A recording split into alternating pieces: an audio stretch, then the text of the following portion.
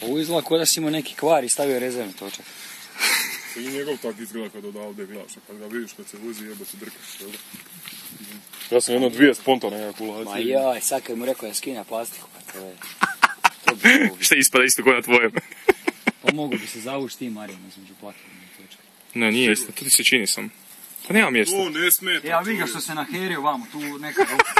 Ko da je znao da ćemo probavati, a? Od ti vamo vidiš. Gle, jebote isto, ja. 2 prsta.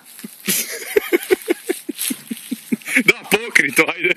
Da se ne vidi. A 2 gore dolje, a? Ajde, otkini. Ajde, gledaj koliko imaš do... Isus. Ma nema, čini ti se.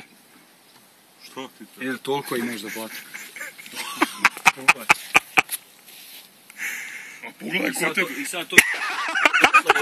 Ali uzmeš, vidi, samo ovaj komad da uzmeš, on ti je pola centimetra. Evo vidi bi sad bio, aj sad premjeri od prsta. Gdje mi stavi taj prst?